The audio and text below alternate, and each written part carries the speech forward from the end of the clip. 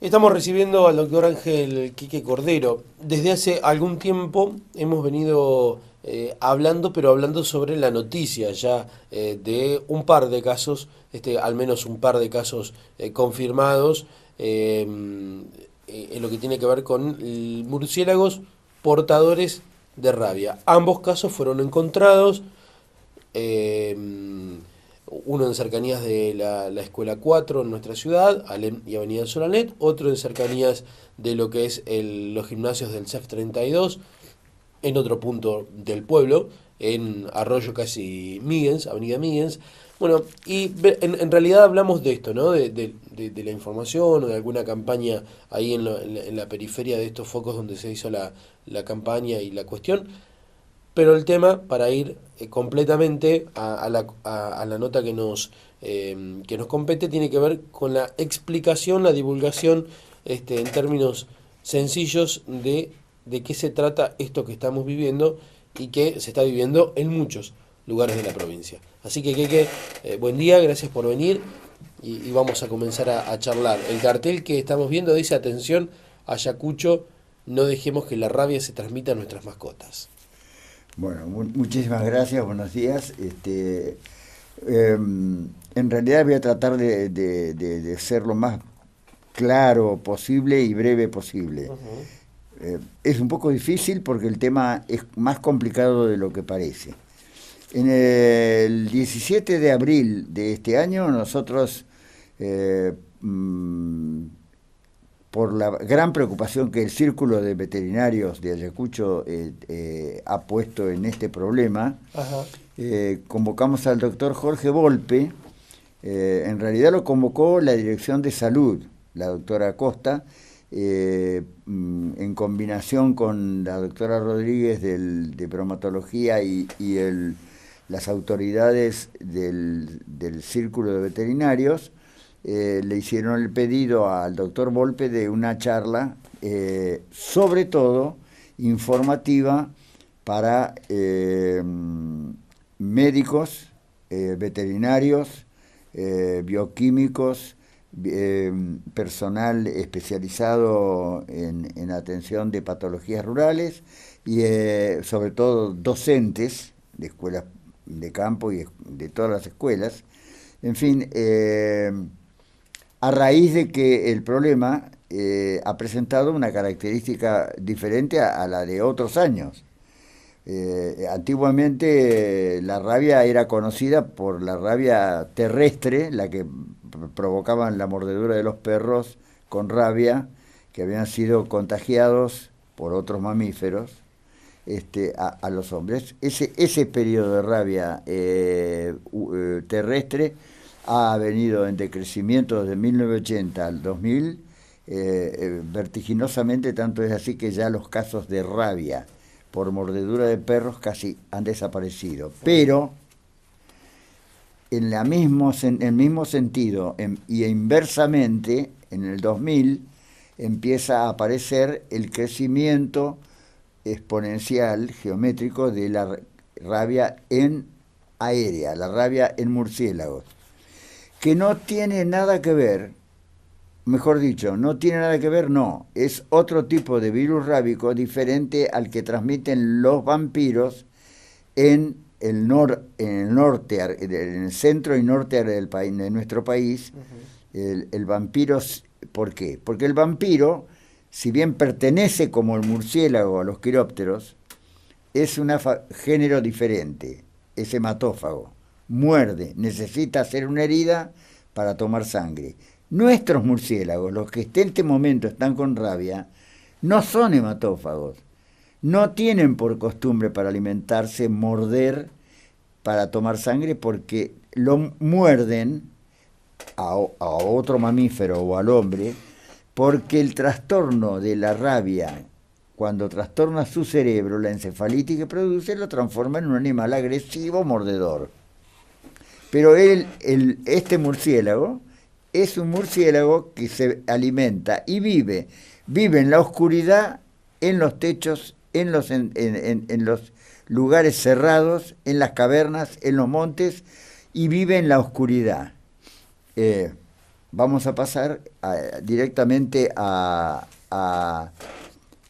yo creo que este es el gráfico que hemos preparado, en el cual lo que estamos viendo es el tema de cuáles son las consecuencias de lo que puede ocurrir si no tomamos precauciones. Que de la rabia del murciélago, que es el que está en este momento, como vos muy bien lo has dicho, 2 casos en Ayacucho, casos en Tandil, hay 17 partidos de la provincia de Buenos Aires con rabia en murciélagos. Que de los murciélagos pase a las mascotas. Bien. Porque, sobre todo a esta mascota, porque esta mascota, que es el gato, los felinos tienen la aptitud de poder trepar árboles y llegar a los techos y a llegar a los lugares donde viven los murciélagos, cosa que no ocurre con el perro. Claro. ¿Me explico? Claro. No obstante eso, un murciélago afectado, caído al suelo, en momento agónico de su encefalitis rábica, si es tocado por un perro puede morder, o por una criatura, lo mismo, claro, puede morder. ¿Y qué pasa? Si llega a pasar al terreno, al estrato terrestre, las consecuencias que vamos a tener son estas. Un perro rabioso, con todos los signos rábicos clásicos. Si nos fijamos acá, este perro está con los ojos totalmente abiertos, y a pesar de ello está perdiendo, tiene parálisis de los esfínteres orbiculares del ojo, parálisis del esfínter de la glotis, o sea, no puede tragar nada, por eso tiene saliva. ¿Y por qué la saliva es espumosa? La bate porque la encefalitis rábica lo obliga a mover las mandíbulas para morder. ¿Me explico?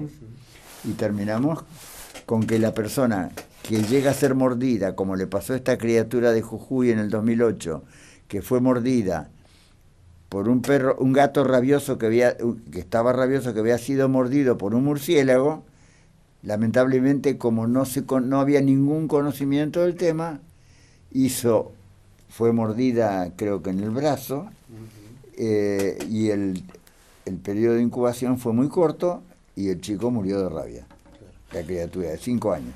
2, 3 preguntas rápidas y sencillas. ¿A perros o a gatos el murciélago, por el mecanismo que nos dijiste, puede transmitir la rabia? Puede morderlo. Y de perros a gatos puede ir a otros perros y a otros gatos, a otros murciélagos puede volver? No. No puede pasar de terrestre a aérea. Es muy difícil. Es muy difícil.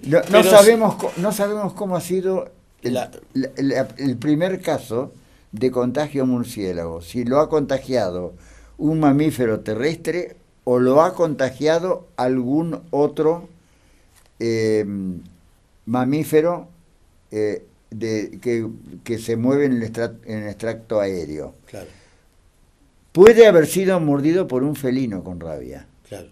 Que son los que andan en los árboles, claro, que visitan las cavernas, los entretechos. Digo, la retroalimentación es muy extraña, es muy rara, no suele darse, es muy no está estudiado. No está todavía desentrañado. Está pero en estudio. Sí de un perro, un gato, de los cuales hay miles en nuestro pueblo, ahí pueden ir al resto de los perros, al resto de los gatos, o directamente puede ir a un humano. A un humano, ahora vamos a ver cómo muerden, cómo un quiróptero puede morder un humano. Por supuesto que si un animal caído está suelto, hay una cosa que es fundamental.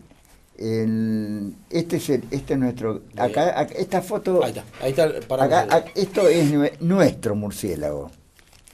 Sin embargo, a pesar de que no es hematófago, vemos que este murciélago tiene aparato mordedor, tiene dientes, colmillos, y a pesar de que su alimentación es comer todas las noches cuando sale a volar por su medio increíble, que es la emisión de microondas, de ecomicroondas, que son las que dibujan el obstáculo al que tiene que evitar, en la forma de volar. Es como si fuera un delfín nocturno. o un submarino, se manejan con ecoondas, con sistemas de microondas de alta frecuencia. Cuando un murciélago aparece de día, chocando contra las paredes, volando de día, ya al volar de día indica un trastorno cefálico. Ha perdido su capacidad, pues son animales eminentemente nocturnos. Es más, tienen ojos pero no ven. No es que no vean, no pueden ver durante el día. Y durante la noche, como la visión es muy pobre, se manejan eminentemente con la emisión de ondas de ultrasonido muy, de una frecuencia tan amplia que no es perceptible por ningún oído humano, y solamente se perciben con aparatos especiales. Bien, en la foto que mostramos el área geográfica del murciélago en esta. Este es el vampiro. El vampiro es el Desmodus rotundus, o sea, es una variedad de quiróptero que no tiene nada que ver con el Tadarira brasiliensis, que es nuestro murciélago. Bien. Ahora, lo curioso es que las zonas donde el murciélago habita, en cierto momento se tocan y coinciden con la zona que habitan los vampiros, que sí son hematófagos y que sí muerden para producir una herida con sangre de la que van a tomar, de la que pueden chupar, absorber sangre, para lo cual deben producir una herida. Ahora, hay una cosa que es muy importante.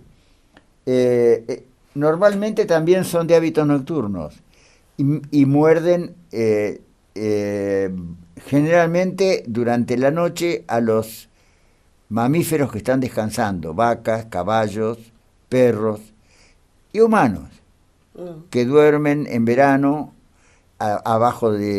fuera de las casas, se destapan los pies, y el dedo gordo del pie es el lugar ideal porque los dedos son la parte más irrigada, con mayor circulación de sangre del cuerpo, o sea que es un lugar ideal para que el vampiro pueda chupar la sangre que necesita diariamente para su comida natural, ¿no? Bueno, pero gracias a Dios este problema nosotros no lo tenemos, porque además la rabia que transmite este bichito, el vampiro, no es el virus rábico es diferente al virus rábico de calle o al virus rábico que estamos que es transmitido por los felinos, los cánidos y los murciélagos. Bien. Este virus rábico es un virus que produce la rabia furiosa o agresiva. En cambio, el virus rábico que produce el Desmodus rotundus, el vampiro, es rabia paralítica. O sea que el mordido por el vampiro entra en parálisis rábica y no se transforma en un transmisor activo. Se entiende, perfecto.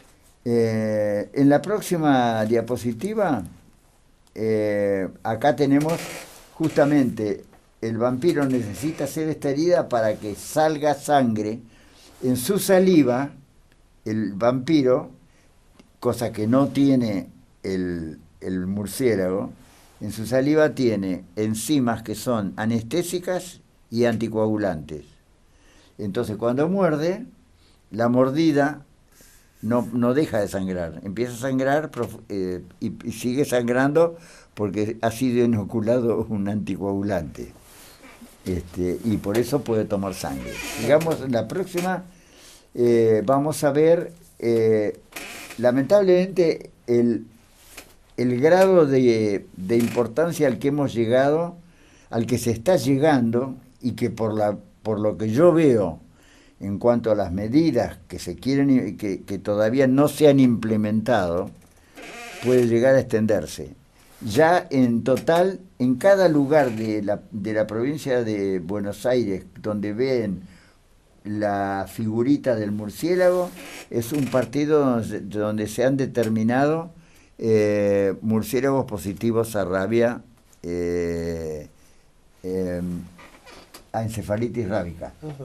Es del centro al este de la provincia. Es del centro, en realidad se ha distribuido en forma, yo diría, lo único que se salva es el oeste, claro, y el sur. Pero si nos vamos a poner a analizar un poco, acá tenemos partidos de la costa del Gran Buenos Aires. Acá tenemos todos desde San Nicolás hasta prácticamente la costa, sí, sí, en los partidos de la General Pueyrredón, Alvarado, acá tenemos el Madariaga, tenemos Ayacucho, Tandil. En Tandil hay una proyección que hay que, en cuanto a cada un murciélago porque en general se han ido encontrando. Sí. No se han ido cazando, digamos, en general se han encontrado. Porque se muere y mueren y salen, pierden su capacidad, claro, de ¿Hay alguna idea de, cada uno que se encuentra hay 5, 10, 100? No se sabe. No se sabe. No se sabe porque es una comunidad que es muy difícil de estudiar, porque para estudiar esa comunidad tenés que meterte en los lugares donde habitan. Ajá. Que es porque y es en la oscuridad. Ellos no pueden desarrollar ninguna actividad diurna. Ajá.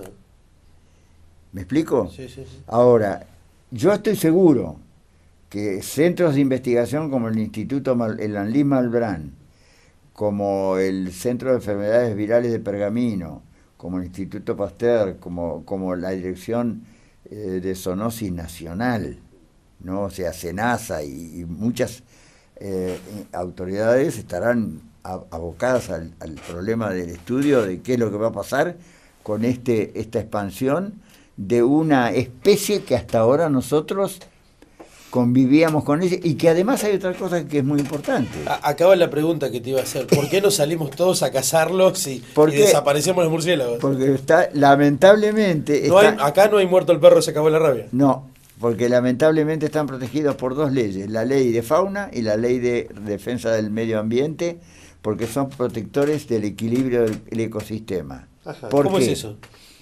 ¿Por qué? Te voy a explicar. Los murciélagos, como tienen vida nocturna, hay algo que la gente desconoce o no quiere conocer, y que en la cual influye mucho el fetichismo popular. La gente dice, ¡ay, cuidado, porque hay una víbora que es venenosa! Ninguna víbora, por más venenosa que sea, en un lugar donde están con una persona, lo va a atacar espontáneamente. Ajá. Todas las mordeduras de personas que han sido mordidas por víboras ponzoñosas son accidentales, o porque las han pisado, porque han metido la mano en los lugares donde las habitan, y la víbora al ser tocada reacciona como si fuera en su defensa mordiendo, porque cree que no sabe cuál es el motivo. Bien. Que es un motivo accidental. Bien. En una palabra, ¿por qué no atacan espontáneamente? Porque no son su alimento. El murciélago está defendido por la ley de fauna porque durante la noche come su propio peso en insectos. O sea, ¿cuánto pesa un murciélago? Y el murciélago pesa muy pocos gramos, pesa aproximadamente entre 10 y 35, 40 los mayores. Ajá. O a 50 gramos. Bien, o sea que esos 40 gramos o 35 gramos los comen insectos. Todas las noches. Son tantos millones que comen toneladas de insectos. Y los que comen los insectos que comen son los que sí realmente nos producen enfermedades serias. Porque comen todos los mosquitos, moscas, tábanos, todo aquel animal volador que pueda ser atrapado por los murciélagos. Claro. Entre ellos tenemos los Aedes aegypti, que transmiten el dengue, el chikungunya, el Zika y todas las otras enfermedades. El anófeles que transmite la malaria, o sea, están todos realmente cumple esa función. Y además, como son insectívoros y fructívoros, comen fruta, son los que siembran los montes. Es más, hay un caso muy interesante en Arizona, en Estados Unidos. Hay una zona en la que se ha producido la desertización completa, desaparecieron los montes, porque los agricultores de esa zona decidieron combatir los murciélagos por el mal olor que producían en los entretechos en las casas y porque son desagradables. Sí, sí. Bueno, al eliminar los murciélagos, eliminaron la resiembra de los montes. Y los montes que son talados, nadie los repone. Ajá. ¿Me explico? Sí, sí, sí. Bueno. Bien, avanzamos. Una vez que pasa la rabia al humano, ahí tenemos ya el problema que no quisiéramos tener. Claro. ¿Cuál es, antes de comenzar la entrevista, mencionabas un año, creo que fue el 77, alguna situación así, donde estuvo complicado, pero ¿cuál, en cuanto a focos de rabia, en este caso eran caninos, me contaste, ¿qué situación hay con respecto a la rabia en humanos? ¿Hay antecedentes en Ayacucho? ¿No hay antecedentes? No. Ha habido casos de gente mordida por perros que realmente no se ha sabido si son rabiosos o no. Porque el problema está en que si una persona es mordida por un perro que se ve con todas las características de rabia, ¿no? Que son muy evidentes porque el perro muerde todo lo que se le va poniendo por delante. El problema está en qué lugar es mordido. En este diapositivo lo que vemos es el sistema nervioso humano en general. Ajá. O sea, los nervios periféricos de las extremidades del tronco hasta llegar al encéfalo, que es el lugar donde al llegar el virus rábico inoculado en cualquier parte del organismo por una mordedura o por una lamida de un perro con saliva virulenta en una herida previa abierta en el organismo humano, es lo mismo que si fuera una mordedura.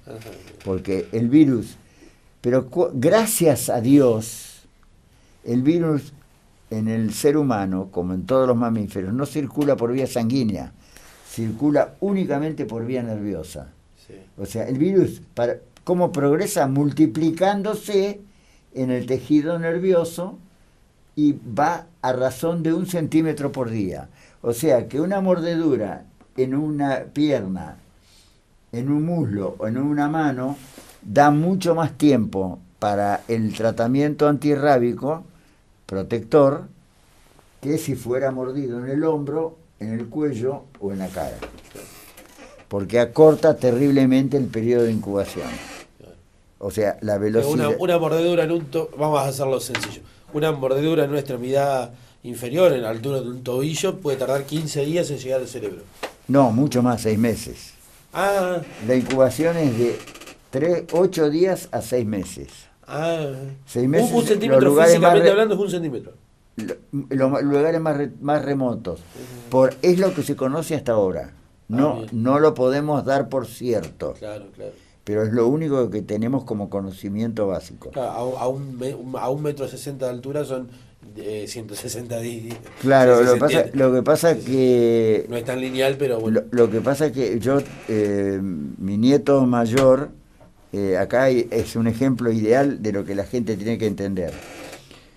Cuando un perro muerde, esté vacunado o no, y o sea un perro desconocido que está en el momento y que es por una razón de agresividad natural muerde a una persona, ese perro inmediatamente debe ser puesto en manos de autoridades de bromatología o tiene que ser atado o controlado en una canilé, en una habitación, donde sea observado durante 10 días. ¿Por qué 10 días?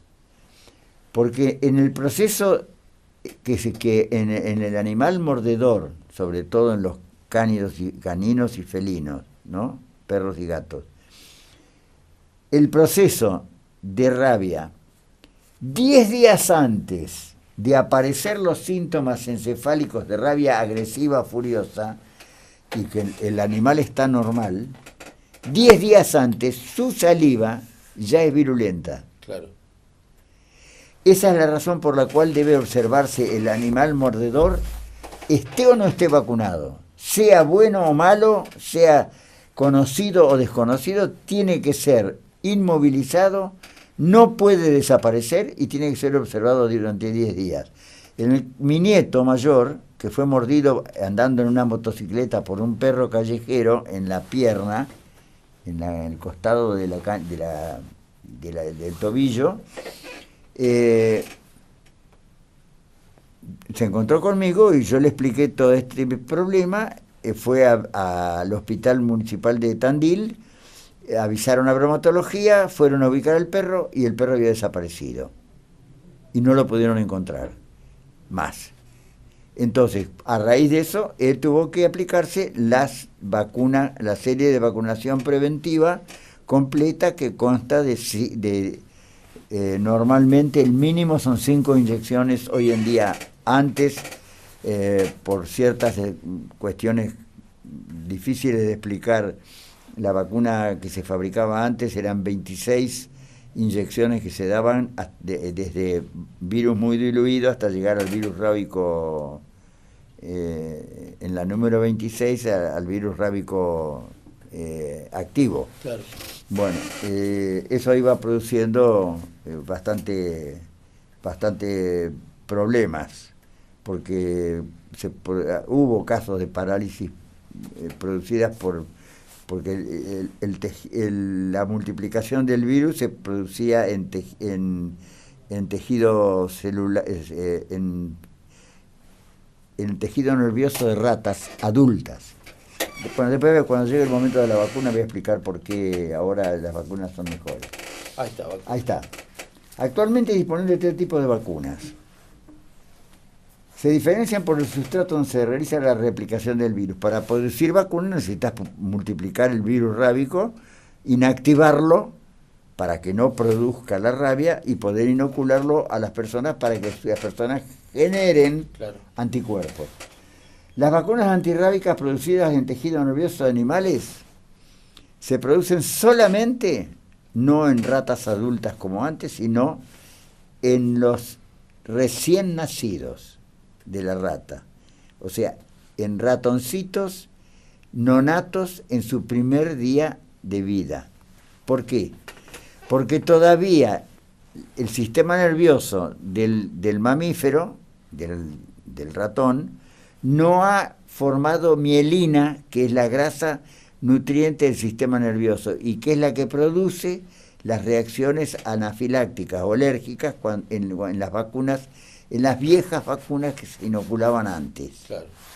Entonces, en las 3 tipos de vacuna, lo que se busca es evitar la producción de mielina de mamíferos. Entonces, está claro, se produce en ratoncitos recién nacidos. Ahí, de esos ratoncitos se captura todo el sistema encefálico, nervioso, cerebro y médula, y sobre eso se multiplica el virus rábico, después se inactiva, y es un tipo de vacuna que es la más usada. Tiene el nombre de sus 2 descubridores, y es muy, muy interesante porque es la que está es la que tiene mayor capacidad de uso, porque tiene menos complejidad en el sistema de laboratorio, ¿no? La segunda vacuna, la antirrábica, producida en células Vero, es una vacuna que se produce en cultivo in vitro de células de tejido nervioso, sin mielina. Entonces, esta vacuna, lamentablemente, es carísima, la producción es de muy poca cantidad, porque tiene un proceso muy complejo de laboratorio, ¿no?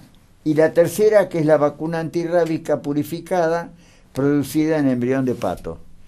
Al ser un animal de un género completamente diferente al de los mamíferos, el embrión de pato aparentemente es amielínico, no tiene absolutamente mielina, y la vacuna que se produce en este embrión de pato es la que produce menos, generalmente asegura la no producción de reacciones a la inoculación de la vacuna. Bien. Esas son los tres tipos de vacuna que están en este momento en plaza. Ahora, cuando la mordedura no es lejana al centro nervioso, sino que la mordedura es en el cuello, hombro o cara, simultáneamente a esto se debe aplicar gamma globulina humana, que se obtiene del suero donado por aquellas personas que han tenido que ser vacunadas con vacuna antirrábica, que han producido anticuerpos y que donan parte de su suero para utilización. La gamma globulina sérica son anticuerpos, claro, antirrábicos. Bien. Y eso se adjuntan a la vacuna cuando los casos son graves por la cercanía al centro nervioso de la mordedura. Muy bien. Bien, y llegando ya a esta parte final de la charla, entonces, ¿qué cierre damos? Y entendida toda esta explicación, que es lo más importante. Esto es lo más importante. Y acá, siendo lo más importante, por supuesto lo más conflictivo. La única posibilidad que tenemos no está acá, ni acá, está acá. O sea, tenemos que vacunar todas las mascotas que el hombre tiene, sean perros, gatos, zorros, domesticados, hurones, zorrinos, monos, todo animal que el hombre, por desconocimiento, porque la ley de fauna obliga, no se puede tener ninguna mascota silvestre, sin embargo las personas lo tienen. Somos tan especiales los humanos que hasta hay gente que tiene mascotas que son increíbles. El otro día en Buenos Aires un muchacho perdió su mascota, que era nada más ni nada menos que una pitón de 5 metros, que no la tuvieron que capturar la gente de fauna. Bueno, lamentablemente, vacunación masiva de todos los perros. Cada 11 meses. Cada 11 meses. No una vez por año, porque en el mes número 11 empiezan a decaer las defensas. Pero además hay otra cosa muy importante. Va a haber un espectro muy grande de perros que no van a acceder jamás a la vacunación, que son los perros callejeros sueltos sin dueño. ¿Quién los cuida? ¿Quién los desparasita? ¿A cuántos puede hacer las instituciones de bien benéficas, defensoras de los animales y de la naturaleza? ¿A cuántos pueden acceder de los animales sueltos? Porque lamentablemente hay una práctica maléfica, que es que una persona que tiene una perra que no se ha castrado y que por casualidad se preña, lo más práctico, nadie se anima a sacrificar los cachorros o a llevarlos a un centro especializado para que los tengan 30 días en observación para su adopción, y si no, después deben ser sacrificados. Porque el problema está en que el animal no vacunado, inclusive es más, hay una falla de concepción. A quien más perjudicamos al no vacunar a los perros no es a los humanos, es a los propios perros y gatos. Porque si un animal de estos es mordido, a mi perro no vacunado lo muerde un perro rabioso, porque no tiene cura. En cambio, si está vacunado, con un refuerzo de vacuna, yo lo puedo salvar. No sé si he sido claro.